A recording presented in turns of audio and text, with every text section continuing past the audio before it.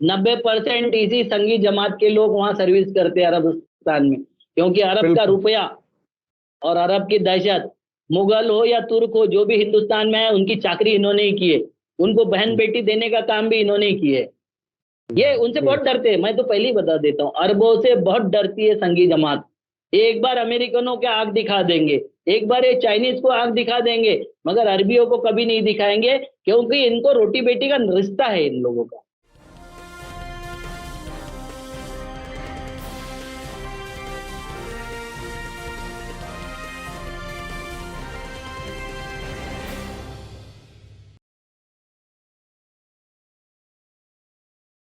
Hello, नमस्कार, आदाब, सत श्री अकाल और अस्सलाम वालेकुम। मैं हूं मोहम्मद अहमद काज़मी, लेकर आया हूं आपका पसंदीदा कार्यक्रम आपके रूबरू। आज मंडे है और आज कई इश्यूज पर अविनाश काकड़े जी से बात करेंगे। अविनाश काकड़े जी नागपुर में रहते हैं, गांधीवादी विचारधारा के लिए जाने जाते हैं और किसान सेवा संघ के अध्यक्ष हैं। बहुत ही बेबाक अंदाज में अपनी बात रखते हैं। इस वक्त जो देश के सामने, बल्कि सरकार के सामने जो एक बड़ी चुनौती बना है, वो है नुपुर शर्मा के जरिए टाइम्स नाउ पर दिया गया पैगंबर मोहम्मद सल्लल्लाहु अलैहि वसल्लम पर टिप्पणी, बयान, और उसके अलावा नवीन जिंदल जो दिल्ली के मीडिया इंचार्ज रहे हैं बीजेपी के, उनका ट्वीट। उस पर पूरे बड़ी तादाद में मुस्लिम मुल्कों ने नाराजगी जाहिर की है और उसके फौरन बाद इन दोनों के खिलाफ कार्रवाई की है। लेकिन कार्रवाई ऐसे वक्त में हुई, ये सब कुछ ऐसे वक्त में हुआ है जब हमारे उपराष्ट्रपति जी कतर में हैं और एक बड़े कारोबारी डेलीगेशन के साथ वहां हैं, यानी हम अपनी मार्केटिंग के लिए वहां गए हुए हैं एक तरह से। और दूसरी तरफ ईरान के जो फॉरेन मिनिस्टर हैं हुसैन अमीर अब्दुल्लाहियान, वो कुछ ही दिन में दिल्ली आने वाले हैं। वहां से भी बहुत ही नाराजगी जताई गई है और इस बीच में सरकार ने बहुत अरसे के बाद ऐसा कोई एक्शन लिया है, ऐसा कोई बयान आया है, इस पर बात करेंगे। इसके अलावा भारत सरकार की, नरेंद्र मोदी जी की सरकार की जो कारकर्दगियां हैं, जो जिसको अचीवमेंट के तौर पर कहा जाता है, विश्व गुरु होने की बात की जाती है, लेकिन अंदर अंदर किस तरह से खोखला हो रहा है सिस्टम, उस पर खास तौर पे कोल इंडिया और बिजली के प्रोडक्शन पर एक बड़ा सवाल है। देश में एक तरह से वो आत्मनिर्भर वाली बात जो है वो कहीं ना कहीं लड़खड़ाती हुई नजर आ रही है। वो और उसके अलावा कुछ और इश्यूज पर भी आंकड़ों के साथ अविनाश काकड़े जी हमारे साथ बात करेंगे। काकड़े जी, वेलकम है आपका। मीडिया स्टार वर्ल्ड को आपने समय दिया। आप ये बताइए कि ये नुपुर शर्मा वाला मामला जो है उसके बाद इतनी तेजी से कार्रवाई हुई, ये बहुत अरसे के बाद हम देख रहे हैं कि बीजेपी ने अपने लोगों के खिलाफ कोई कार्रवाई की। आखिर अब क्या ऐसा क्या हो गया? नहीं तो ये तो बहुत ही एक तरह से ढीठ रह करके सब कुछ पर डटे रहने वाले लोग हैं। क्या हुआ ये इस बार? नमस्कार। क्या है, ये संघी जमात है, ये नफरती चिंटुओं की संघी जमात है। ये अरबों रुपए से भी बिके जाते हैं और अरबी जमात को भी डरते हैं। एक तो रुपए से डरते हैं, अरब रुपए वगैरह इनके लिए बहुत होता है। आपको पता होगा कि 1700 मेरे ख्याल से 92 1792 जो देशद्रोही मिले, उसमें से 1500 से ज्यादा इसी जमात के देशद्रोही थे जिन्होंने मिलिट्री सीक्रेट बेचे। अभी अभी आपने देखा होगा मिलिट्री सीक्रेट बेचने वाला भी एक शर्मा ही निकला। तो ये जो देशभक्त जमात है, तथाकथित देशभक्त जमात है, इनको अपनी वोट बैंक, इनको अपना जो पोलराइजेशन है, हिंदू मुस्लिम पोलराइजेशन, ये भारी पड़ता नजर आ रहा है। उसका कारण है कि ये अमेरिका से नहीं डरते, क्योंकि अमेरिका सबसे बड़ा हमारा ग्राहक, यानी हम उसके ग्राहक है। वहां की चीजें परचेज करके यहाँ बेची जाती है। चाइना की भी चीजें यहाँ बेची जाती है। तो चाइना और अमेरिका से हम नहीं डरते, मगर अरब देशों से हम डरते हैं। अरब देशों से खासकर ये सरकार डरती है। उसका कारण ये है कि ये कितना भी प्रचार करे, पेट्रोल नहीं बंद कर सकते, क्योंकि उनके यहाँ से लाना है, इनको पेट्रोल इंपोर्ट करना है। और इसके लिए इनके पास में कोई ऑल्टरनेट नहीं है, क्योंकि रशिया से पेट्रोल लेने की इन्होंने किसको अनुमति दे दी? रिलायंस को अनुमति दे दी। तो ये नुपुर शर्मा हो या इनके जो नवीन जिंदल हो, ये नफरती चिंटू पूरे देश में फैले हुए हैं। मगर एक बात आपको मानना पड़ेगा, जिस पूरे अरब कंट्री को, अरब जगत को कोई एक नहीं कर सका। एक सुर में कभी वो बात नहीं करते। आपने देखा होगा कि हर एक का अपना अपना सुर होता है, मगर विश्व गुरु में ये ताकत है कि सारे अरब जगत को इन्होंने एक सुर में लाके दिया, एक सुर में अब बात कर रहे हैं अरब जगत। तो आप उनकी तारीफ करने की बजाय उनको क्या उनको क्या बोलना चाहते हो आप? तारीफ करिए कि जी जो जी बिल्कुल। मुसलमानों का यूनिफिकेशन उन्होंने करवा दिया, और वो उस यूनिफिकेशन में हमारी देश की इकोनॉमी घुस गई पूरी। देश के इकोनॉमी से तो वैसा भी उनको कोई लेना देना नहीं है। अमेरिकन हमको सीख दे रहे हैं, जो अमेरिका में निग्रो है इसलिए उसको पुलिस उसके सर पे पैर रख के घुटना रख के उसको मार डालते हैं, वो अमेरिका, जिस अमेरिका में कलर रंग भेद और वर्ण भेद के कारण हर वक्त हत्याएं होती रहती है, जिस अमेरिका में जो वहाँ की बंदूक लॉबी है, जहाँ वहाँ की राइफल लॉबी और बंदूक लॉबी है, वो इतनी हावी है कि यानी बच्चे मर जाते हैं तब भी बंदूकों पर पाबंदी नहीं लगा सकते। वो अपना घर का नहीं संभाल सकते मामला, फिर भी आपको सीख दे रहे हैं, आपको समझा रहे हैं कि ये धार्मिक उत्पीड़न के बारे में मुसलमानों का उत्पीड़न बहुत ज्यादा हो रहा है। इसमें थोड़ा सा इन्होंने लव लटप करने का प्रयास किया था, उसको बताने का प्रयास किया था कि आप आपके धार्मिकता पे बात कीजिए, आप आपके देश की धार्मिकता देखिए। मगर ये जैसा ही नुपुर शर्मा एंड ये कंपनी वाला मामला आ गया, और वो कौन है, वो जो दूसरा ने बड़ा वाला नफरती चिंटू है, जिसने देश के सारे मिलिट्री सीक्रेट बेच दिए, जिसको पता था कि वो लड़ाई कब होने वाली है, पुलवामा में अटैक कब होने वाला है, किस तरीके से होने वाला है, वो स्ट्राइक कैसे होने वाला है, जिसको मालूम है, उसी टीवी पर ये इंटरव्यू देती है। योगायोग नहीं है ये, बिल्कुल समझी सोची समझी चाल है।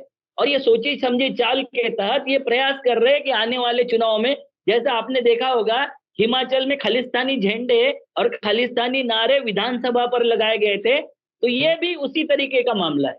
इन्होंने देख लिया कि अभी जो कश्मीर है 370 हटाने के बाद में, जैसे जगमोहन के जमाने में मुसलमानों को वहां से भागना पड़ा था, भगाने के लिए ये गए थे, उनको बोल रहे थे कि भागना पड़ेगा मुसलमानों को, हम जिनोसाइड करेंगे, भागना वहां के पंडितों को पड़ा था, क्योंकि उनको चाहिए था। अडवाणी जी पूरे देश में नफरत फैला रहे थे और जगमोहन जी वहां नफरत फैला रहे थे, जिसको बाद में 10 20 50 सालों तक बेचा जा सके, ऐसी नफरत वो वहां फैला रहे थे और उन्होंने फैला दिए। अब उन्होंने देखा 370 समाप्त होने से सारा रोजगार बढ़ जाएगा, काम धंधे बढ़ जाएंगे, हो सकता है काम धंधे रोजगार बढ़ जाए, मगर अब ये क्या करेंगे, टारगेट किलिंग हो रही है। और उसका उपाय क्या निकाला है तड़ीपार शाह जी ने, कि खाली पंडित जो है उनको उठा के शहरों में पोस्टेड कर दिया जाए, मास्टर लोग पटवारी लोग जो होंगे शहरों में पोस्ट कर दिया जाए। मैं ये पूछता हूं कि जैसे उस वक्त किलिंग हुई थी, मेरे ख्याल से 1672 किलिंग हुई थी, उसमें से 89 किलिंग पंडितों की हुई थी, बाकी तो सरदार और मुस्लिम मारे गए थे। वैसे अभी किलिंग शुरू हो गई है फिर से, और उस किलिंग में मुसलमान ज्यादा मारे जा रहे हैं, मुसलमानों की हत्याएं ज्यादा हो रही है। मगर हमने अभी जो टीवी के आप डिस्कोर्स देख लो, बड़े बड़े टीवी के डिस्कोर्स देख लो, कि आज 3 हिंदू मारे गए, 4 मुसलमान मारे गए, मतलब अब मरने वाले भी हिंदू मुसलमान हो गए, वो आतंकवाद से पीड़ित लोग नहीं रहे। तो ये जब उनको लगा कि ये भी डिस्कोर्स बेचा नहीं जा रहा है, तो ये नुपुर शर्मा जैसे नफरती चिंटुओं को भेज के मोहम्मद साहब पर टिप्पणी करने का हमने काम किया है। हम मोहम्मद साहब की कुरान की 10 गलतियां निकाल देंगे, मगर हमारी गलतियां जो है कि हम लहसुन प्याज खाने से हमारा भविष्य बन जाता है, ना खाने से। वो खीर खिलाकर हमारे माताएं गर्भवती हो जाती थी, हवन का केला खिलाकर हमको गर्भ पैदा होता था, एक वानर सूरज को जाके निगल लेता था। अब इसके बारे में अगर डिस्कोर्स शुरू कर दिया तो ये कहाँ पहुंचेगा? ये क्यों? भाई वास्तविक समस्याओं पर ध्यान केंद्रित करो। अभी भी आपके साथ में 3 साल है, 2 साल है आपके पास, उस पे केंद्रित करो। नहीं तो नफरत की ये जो देह है कि आपको, ये नफरत का जो आपने दुनिया पैदा की है देश में, ये कहाँ ले जाएगी? ब्रिटेन का सांसद बोलता है कि जब तुम स्टैचू बना रहे थे, सबसे ऊंचा statue for unity Sardar Patel साहब का, तो ब्रिटेन से हमने 1 अरब पाउंड का कर्जा लिया था। प्राइम मिनिस्टर बोलते हैं कि अगर आपने स्टैचू उस वक्त नहीं बनाया होता और वो पैसा आपके देश के उन्नति के लिए लगाया होता, तो शायद हमसे 1 अरब पाउंड का कर्जा लेने की नौबत नहीं आती। हम किसके साथ में स्पर्धा कर रहे हैं? हमारी स्पर्धा किसके साथ में है? श्रीलंका के साथ में है? हमारी स्पर्धा क्या पाकिस्तान के साथ में है? हमारी स्पर्धा क्या चाइना के साथ में है, रशिया के साथ में है, अमेरिका के साथ में? किसके साथ हम प्रतिद्वंदिता कर रहे? हमारी प्रतिद्वंदिता पाकिस्तान से आगे नहीं बढ़ रही है। और जब तक ये पाकिस्तान के साथ प्रतिद्वंदिता बढ़ेगी तो आप जितने बड़े पहलवान से लड़ोगे उतने ही बड़े पहलवान होके रह जाओगे। और ये विश्व गुरु होने का कोई पैमाना नहीं है, क्योंकि विश्व गुरु अगर होना चाहते हो साहब, तो मुझे ये बताइए कि आपकी सत्ता में बांग्लादेश की करेंसी नहीं बढ़ी, यानी नहीं इतनी डाउन हुई, नेपाल की नहीं हुई, पाकिस्तान की नहीं हुई, और आपकी मुद्रा कैसे गिर रही है ये बताइए मोदी साहब। आपने बोला था, आपके भाषण है, कई जगह मिल जाएंगे आपके भाषण, कि गिरा हुआ प्रधानमंत्री जो होता है उसी के इसमें देश की मुद्रा गिरती है। जिसको इकोनॉमी नहीं समझती वही उसी देश की इकोनॉमी और उसकी करेंसी गिरती है। तो मोदी जी कौन गिरा हुआ है अब बताइए? मुद्रा गिरी हुई है, आप गिरे हुए हैं, देश की इकोनॉमी गिरी हुई है, क्या गिरा हुआ है, इसका पैमाना क्या समझते हो? और आपके यहाँ अभी भी एक चल रहा है मामला। क्या मामला चल रहा है? पृथ्वीराज चौहान और मोहम्मद घोरी का नए नए लाते हैं, जैसे कश्मीर फाइल लाया था, ये नया फंडा लाया। मुझे लगता है उस वक्त जो मिसाइल दागी थी पृथ्वीराज चौहान ने 1192 में, वो मिसाइल जाके मोहम्मद घोरी को झेलम में लगी थी 1202 में। मतलब 19 साल मिसाइल घूम रही थी, ऑर्बिट में घूम रही थी मिसाइल, और जाके उसको लगी। और मत चूक चौहान वाला ये जो कविता ये गाते हैं भैया, पोथी पुराण, कविता, कहानियां और इतिहास, इसमें बहुत ज्यादा फर्क होता है मोदी जी। और ये फर्क नहीं समझोगे तो हर जगह आप हंसी के पात्र होंगे जो आप हो रहे हो।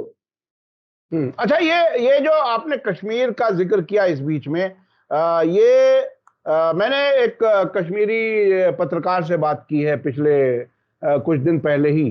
वो बहुत खुल करके एक बात कह रहा है कि अच्छा खासा सीनियर जर्नलिस्ट है और बड़ी जिम्मेदारी से बोल रहा है, और कश्मीर में जब कोई पत्रकार बोलता है तो वो उसके तरफ उस पर कितने लोगों की नजरें होती हैं, एजेंसियों की, पुलिस की, सरकार की। इस सब के बावजूद वो ये बोल रहा है कि ये जो एलजी साहब हैं, मनोज सिन्हा साहब, इन्होंने वहां की सिक्योरिटी का सत्यानाश कर दिया और जो अच्छे अफसरान थे उनको साइडलाइन कर दिया। और जो कश्मीरी पंडित हैं उनको बिल्कुल ओपन जेल में, एक तरह से जेल में रखा हुआ है, और उनके खिलाफ आंसू गैस और जितनी भी कार्रवाइयां हो सकती हैं सख्ती की वो कर रहे हैं। तो फिर कहाँ ये हिंदू प्रेम कहाँ है वहां? फिर ये तो जब खुद कश्मीरी पंडितों के खिलाफ इन्हीं के एलजी साहब कार्रवाइयां करा रहे हैं, तो ये पूरे देश में कश्मीर फाइल्स के नाम से हमदर्दी हासिल करना या वोट बटोरना, इसे आप कहां तक देख रहे हैं? क्या कुछ है? क्योंकि वहां तो अंदर से खबर यह है कि कश्मीरी पंडितों के खिलाफ यही सरकार है। ये किसी के सगे नहीं हो सकते सिवाय सत्ता के और पैसे के। ये सगे खाली पैसे के और सत्ता के, ये पंडितों के भी सगे नहीं है। ये गलत बात है जो पंडितों को टारगेट करते हैं, और पंडितों के नाम से आरएसएस को भी टारगेट करते हैं। मैं आरएसएस को ही टारगेट करता हूं, मैं कभी पंडितों को टारगेट नहीं करता, क्योंकि आरएसएस की विचारधारा है, उनके रसूखदार लोगों को जो चाहिए उसकी वो विचारधारा है। आप मुझे बताइए, जगमोहन जी के जमाने में जगमोहन ने पंडितों को बुला के बताया था कि मैं मुस्लिमों का जिनोसाइड करना चाहता हूं, इसलिए आप यहां से भाग जाओ। अब वो तो किया नहीं, वो तो हो नहीं सका जगमोहन जी से। अब ये तड़ीपार जी भी यही कह रहे, ये भी उनके नुमाइंदे हैं, ये बनारसी है, जहां जहां से ज्ञानवापी का मुद्दा आया वहीं से आसपास से सांसद थे, रेल राज्य मंत्री थे, ये जाके वहां बिठा दिए। इनको पता है, इनको सिक्योरिटी। देखो मैं आपको बार बार बोलता हूँ कि ये बराती घोड़े है, बराती घोड़े को और तांगे को घोड़े को जैसे ब्लिंड्स लगा होता है ना, ये संघियों को ब्लिंड्स लगे होते हैं। ये उसी चश्मे से सुरक्षा देखते हैं, उसी चश्मे से अर्थशास्त्र देखते हैं, उसी चश्मे से समाजशास्त्र देखते हैं, उसी चश्मे से ये सारी विदेश नीति देखते हैं, और उसी चश्मे से सुरक्षा नीति भी देखते हैं। तो ये जो मामला है, इनका दायरा 90 डिग्री में है, दुनिया 360 डिग्री में फैली हुई है, इनको 90 डिग्री से आगे दिखाई नहीं देता, इसलिए हर वक्त हर बात फेल्योर होती है। इनका अर्थशास्त्र फेल्योर है, इनका विदेश नीति फेल्योर है। लेकिन इसी चश्मे से विदेश नीति देखने में जो वाकया हुआ है, हमारे उपराष्ट्रपति जी के बारे में कहा गया कि वहां रहते हुए किसी एक खास प्रोग्राम में शायद उन्हें नहीं बुलाया गया, इस तरह की अनकंफर्म रिपोर्ट है, लेकिन उनको एक तरह से बेइज्जती से गुजरना पड़ा। और पूरे दुनिया में मुख्तलिफ मुल्कों में जिस तरह से मुल्क को बदनाम करने, जलील करने का इंतजाम किया है, वो तो इस चश्मे से देखी हुई फॉरेन पॉलिसी जो है वो नाकाम हो गई। फिर कहाँ चल पाई वो बात। देखो, सुबह से लेकर शाम तक नेहरू जी को गाली देने वाले ये लोग, जिनके ऊपर देश के नहीं विदेश के हजारों लोगों ने और सैकड़ों देशों ने जिनको विश्वास रख के निर्गुट सम्मेलन का निर्माण किया था, उसके नेता बने थे नेहरू जी। वो जो एरा था, वो जो बात थी, वो गले पड़ने वाले नहीं समझ सकते, गले लगने वाले समझ सकते। ये प्रधानमंत्री तो जब भी जाते गले पड़ते हैं, किसी के भी गले लगने तक की नौबत नहीं है। दूसरा हाथ जोड़ता है, हाथ मिलाना चाहता है और ये जाके गले पड़ जाते हैं। ये वीडियो पे कई बार देखने को मिला है, देख रहे हैं हम। तो ये गले पड़ने वाली कभी भी विदेश नीति काम में नहीं आती है। नेहरू को गाली देना बंद करो और नेहरू की विदेश नीति को समझने की जरूरत है। नेहरू का निर्गुट सम्मेलन समझने की जरूरत है। ये नफरती चिंटू जितने भी है ना, ये अंधभक्त, इनको भी ये समझने की जरूरत है कि बाबा रे, नेहरू जी की विदेश नीति इस देश का लीडर बना दिया था नेहरू जी को। ये सारे सारे लोग, अमेरिका और ये सारे जो ये बात करते थे, डरते थे, रशिया और अमेरिका भी इनके पचड़े में नहीं पड़ती थी। जब इंदिरा जी ने पाकिस्तान के 2 टुकड़े करने का प्रबंध किया था, तो आपके साथ में रशिया खड़ा हुआ था। आज मैं आपको दावे के साथ बोलता हूं कि आपके साथ में अगर पाकिस्तान भी लड़ गया, तो दूसरी तरफ से चाइना भी लड़ेगा और तीसरी तरफ से बर्बाद हुआ श्रीलंका भी आपसे आग दिखाए बिना नहीं रहेगा। ये मैं दावे से बोल सकता हूं, क्योंकि हमारे किसी से संबंध अच्छे नहीं रहे। पहले इसमें जब सत्ता परिवर्तन हुआ था, आपने देखा होगा, सार्क देशों के सारे मुखिया हमारे देश का ये करने के लिए, मुखिया को शपथ दिलाने के लिए आए थे। आपको याद होगा ना।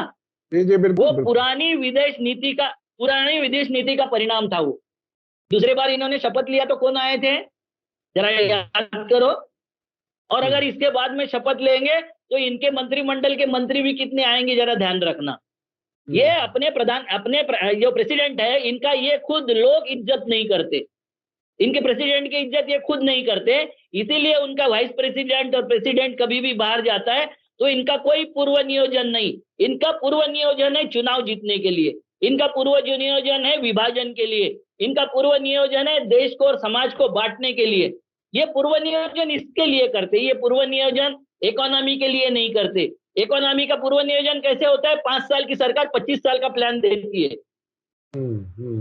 25 साल। अब वो इस ये उम्मीद में कैसा कि है शायद भाई? 25 साल तक, शायद ये उम्मीद करते हैं कि 25 साल तक उनकी सरकार रहेगी, इतना लंबा प्रोग्राम दो ताकि हाँ, हमें वोट बार बार 102 साल के मोदी भी प्रधानमंत्री रहेंगे उस वक्त। जी जी जी। अच्छा, बिल्कुल बिल्कुल। अभी अभी अभी जो पावर सेक्टर में प्रॉब्लम आई हुई है, जिसके बारे में चर्चा मीडिया नहीं कर रहा, लेकिन कोल इंडिया की तरफ से कुछ ऐसी चीजें आई हैं, वो क्या कुछ है और ये उद्योग किस तरह से बर्बादी की तरफ जा रहा है, देश किस तरफ क्या होगा आखिर अगर अगर कोयला भी बाहर से लेने की बात कही जाए। हमें याद है कि कोयला हम विदेशों को भी देते थे, अपनी जरूरत तो पूरी करते ही थे। आज भी वही अवस्था है हमारी। जानबूझकर कोल का शॉर्टेज निर्माण किया गया। कोल इंडिया को आखिर में स्टेटमेंट देना पड़ा कि हमने इस साल 29% ज्यादा, मतलब पिछले साल के मुकाबले में इस साल हमने 29% ज्यादा कोल का उत्पादन किया है। हमारी जो डिमांड है उससे ज्यादा उन्होंने उत्पादन कर दिया। मगर चूंकि ऑस्ट्रेलिया की एक खदानें जो डूब रही थी, ऑस्ट्रेलियन सरकार ने जिसको बैन किया था, और हमारे यहाँ के प्रधानमंत्री जाके जिसकी गारंटी दे दिए थे, यहाँ की बैंकों की गारंटी देके उसका लोन वे ऑफ कर दिए थे, ऐसे व्यक्ति को बचाने के लिए कोल इंडिया को और पावर सेक्टर को इन्होंने शुरुआत किए थे। पावर सेक्टर को कि आपको 10% इंपोर्टेड कोल खरीदना पड़ेगा, और उसका कारण दिया था पर्यावरण। कारण ये दिया था कि उसमें ऐश परसेंटेज बहुत कम है, हमारे ऐश परसेंटेज बहुत ज्यादा है। भाई, ऑस्ट्रेलियन कोल में ऐश परसेंटेज कम नहीं है, मॉरिशस के खदानों में वहां पर है, मगर हमने इंडोनेशिया की खदानों में है। मगर आपने जहां से कोल लाने का प्रयास किया, वहां के कोल माने खदानों वालों से नहीं खरीद परचेज किया। इन्होंने, आपको पता है, एक टेंडर निकाला पिछले वक्त, मैंने देखा हूं गुजरात का टेंडर, उसमें इतने साल में इतने टन जिसने कोल सप्लाई किया होगा वही पार्टिसिपेट कर सकता है। इन्होंने ये नहीं बोला कि जिसके पास में इतने एकड़ की खदान होगी, इतने टन की उसकी कैपेसिटी होगी, इतना शिपिंग का एरिया होगा, या इतनी इकोनॉमिकल और उसकी कैपेसिटी होगी, उसको कोल का सप्लाई नहीं देंगे। ये जिसने सप्लाई कर चुका होगा, सप्लाई कौन करता है? एक ही आदमी। तो उसका 10% कोल यहाँ खप जाए, जो हमारे कोल इंडिया की दाम से 10 गुना ज्यादा दाम से वो कोल दे रहा है। पावर सेक्टर बोल रहा है कि हम इतना बड़ा अगर कोल खरीदेंगे तो हमको 2 रुपए से 4 रुपए प्रति यूनिट बिजली का बिल बढ़ाना पड़ेगा। और 4 रुपए बिजली बढ़ाने के लिए उनको टीआरआई जो होती है, रेगुलेटरी अथॉरिटी, वो परमिशन नहीं कर रही। तो बोल रही कि वो परमिशन नहीं कर रही, हम अगर ये खरीद ले तो हमारा सेक्टर डूब जाएगा। तो उन्होंने मना कर दिया। तो इन्होंने कोल इंडिया को बोला कि अगर ये 10% इंपोर्ट नहीं करते तो आप कोल नहीं दोगे। फिर उनको रैक देने से मना कर दिया, ट्रेन की रेल की रैक देने से भी मना कर दिया कि आप अगर ये नहीं करते तो रैक मत दो। ये कृत्रिम तरीके से अभाव निर्माण किया गया। हमारे देश में प्रोडक्शन की कमी नहीं थी, ना विद्युत निर्माण की कमी थी। ये कृत्रिम तरीके के अभाव निर्माण करने का काम किन्होंने किया है? तो भारत सरकार की सत्ता ने किया है। ये इसलिए किया है कि इनका जो प्रिय अडानी है उसका बढ़ जाए इकोनॉमी, उसकी जो खदानें वो बच जाए, इनको जो पैसे दिए हुए उसका कुछ मिनिमाइज हो जाए। इसके लिए इन्होंने पावर सेक्टर में क्राइसिस पैदा किए, और उसका परिणाम ये हो गया कि हमारी पूरी इंडस्ट्री स्लो डाउन हो गई।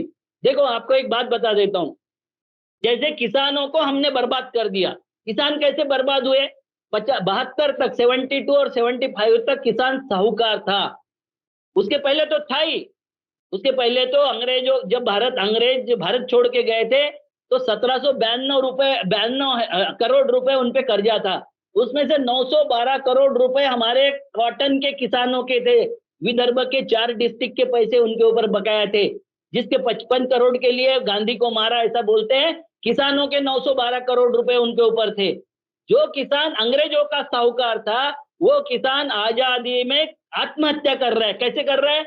तो उसके कॉटन के दाम जिस बुरी तरीके से गिराए हैं, मतलब 1 क्विंटल कपास बेचने से 47 में 36 ग्राम सोना आता था। वो अभी 1 क्विंटल कपास बेचने से 1 ग्राम सोना आता है। 36 गुना कॉटन की इकोनॉमी डंप कर दिए, मार दिए इकोनॉमी। तो वो किसान ने फिर क्या किया कि अपने यहाँ का सोना बेचना शुरू कर दिया, क्योंकि उसने सोना खरीद के रखा था। वो 75 तक सोना चला उसका, खरीदते खरीदते। उसके बाद में उसने अपने गांव के जो घर के और खेतों के जो पेड़ थे उसको काटकर अपनी नीति चलाई, सरप्लस नीति। जो उसको लॉस हो रहा था उसको उसने सरप्लस किया। उसके बाद में उसने अपने घर के जानवर बेचा। उसके बाद में उसने अपने बीवी के गहने बेचा, और वो खुद को बेच रहा है, खुद को मार रहा है। उसी तरीके से हमारे यहाँ का जो उद्योग जगत है, वो देखिए, जैसा बिल्डर एसोसिएशन, बिल्डर के सीमेंट के दाम बढ़ गए, सरिया के दाम बढ़ गए, उसको लगने वाले सीमेंट के दाम बढ़ गए, बालू के दाम बढ़ गए, ईंटों के दाम बढ़ गए, मगर उसके फ्लैट के दाम नहीं बढ़ रहे। वो डर में है कि अगर दाम बढ़ा है तो लोग खरीदे देंगे नहीं। क्यों नहीं खरीदेंगे? क्योंकि मोदी जी ने इकोनॉमी को ऐसा सख्त कर लिया, स्पंज लगा के सरप्लस मनी सब सख्त कर लिया, अपने तरफ ले लिया, जिससे 2.20 ट्रिलियन की इकोनॉमी हो गई अकेले अडानी की। तो ये सख्त करने वाले सिस्टम से अब क्या प्रेशर है कि उद्योग जगत डूब है। जैसा कोई भी सेक्टर आप देख लो, कपड़े का सेक्टर होगा, आप देख लो बिजली का सेक्टर होगा, आप देख लो प्लास्टिक का सेक्टर होगा, हर सेक्टर में जो चीज उसके कंट्रोल में नहीं है। तो क्या कंट्रोल में नहीं है? उसके कंट्रोल में नहीं है बिजली, ब्याज दर, टैक्स, कच्चा माल पे नियंत्रण उसका नहीं है। तो अब क्या कर रहा है? नौकरों पर नियंत्रण कर रहा है। बिल्डर अभी ऐसी स्थिति में आ गए कि 5,000 रुपए से ज्यादा सिविल इंजीनियर को नहीं देते। ये वही सिविल इंजीनियर, उनके ही बेटे हैं, और वही सिविल इंजीनियर है जो अंधभक्ति में मोदी है तो मुमकिन है बोल रहा था, नारे लगा रहा था 10 साल से। अब वो 5,000 के लायक का नहीं छोड़ा है मोदी जी की सरकार ने। और सारे इंजीनियरों की हालत यही है कि उनको अब नौकरियां नहीं मिलेगी, और नौकरी नहीं मिलेगी तो ये भीख मांगने के कगार पर आ जाएगा। और उससे आगे की बात बता देता हूँ, 35,000 व्यापारियों ने आत्महत्या की है गत 2 सालों में। अब जो नौकरदार है, जिसको पेंशन मिलता था, जिसको प्रोविडेंट फंड का पैसा मिलता था, प्रोविडेंट फंड ब्याज दर बहुत तेजी से गिर रही है। मतलब ब्याज दर इतनी कम हो गई है कि हमारे देश के इतिहास में पहली बार इतनी कम ब्याज दर हम दे रहे हैं प्रोविडेंट फंड पे। ये हम विश्व गुरु बन गए उसके सेक्टर में। दूसरा, हम अब पेंशन बंद कर रहे हैं, कई सेक्टर के आपने पेंशन बंद कर दिया होगा। मंत्री बोल रहे हैं कि परमानेंट सर्विस का आप ख्वाब देखना बंद कर दो, पेंशन बंद होगी, नौकरियां बंद होगी, प्रोविडेंट फंड बंद होगा। तो अब ये जो है सबसे बड़े जो भक्त थे, उनकी अपराध करने, उनकी अभी आपराधिक छवि हो गई है निर्माण समाज में।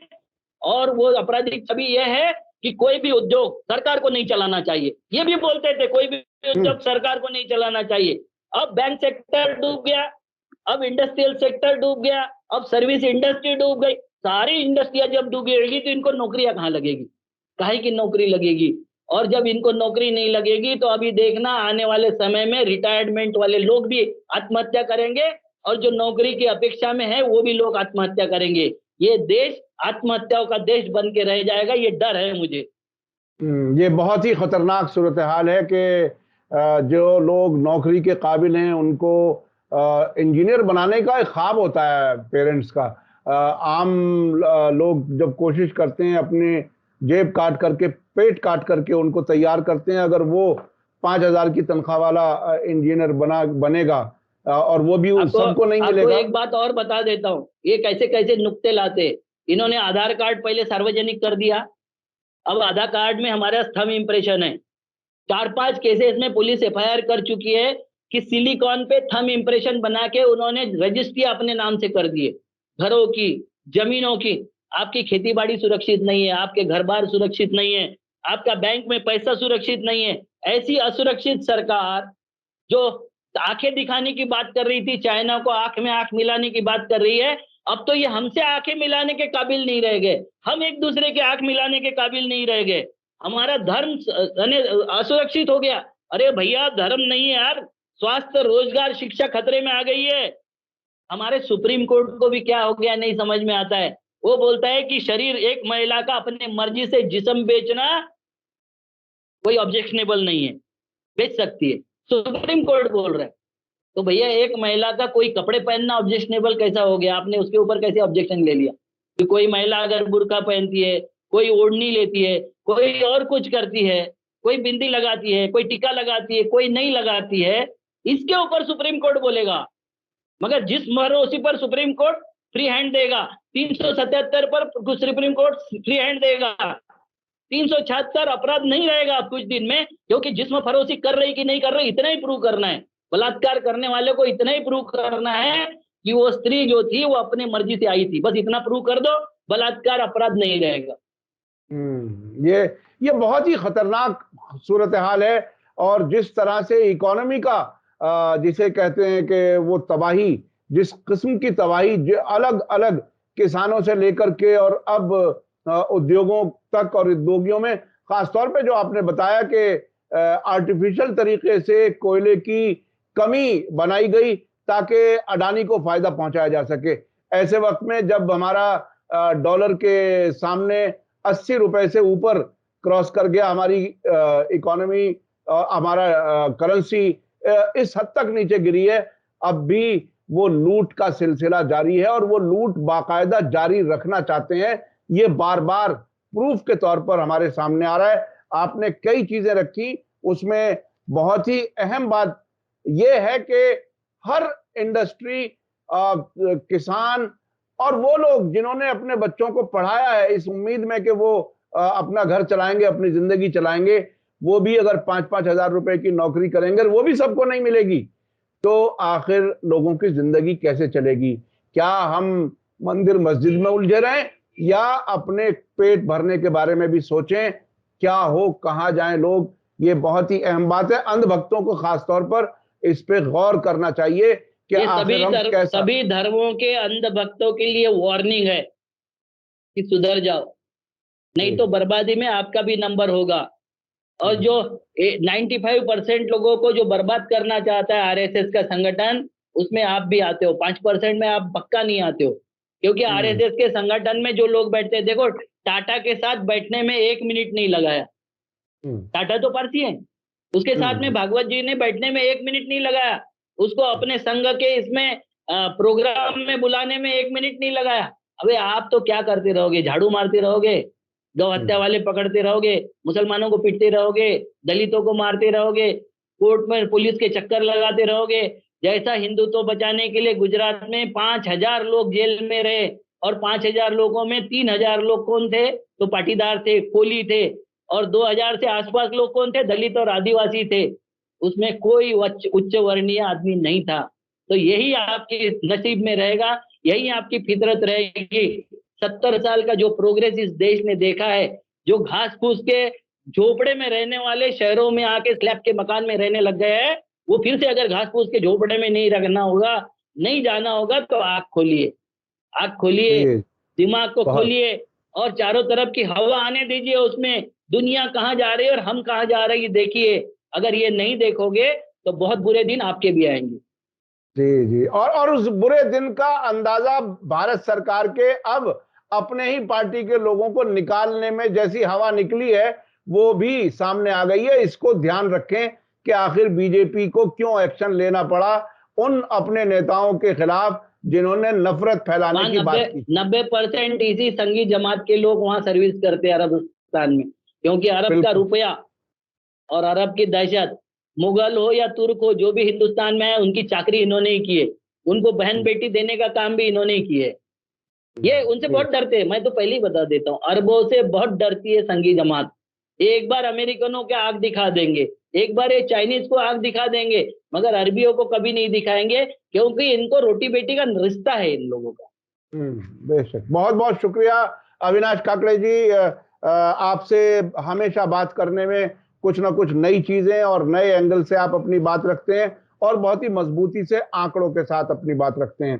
बहुत बहुत शुक्रिया। इसी के साथ मुझे दीजिए इजाजत। धन्यवाद, शुक्रिया। जय भारत, जय हिंद।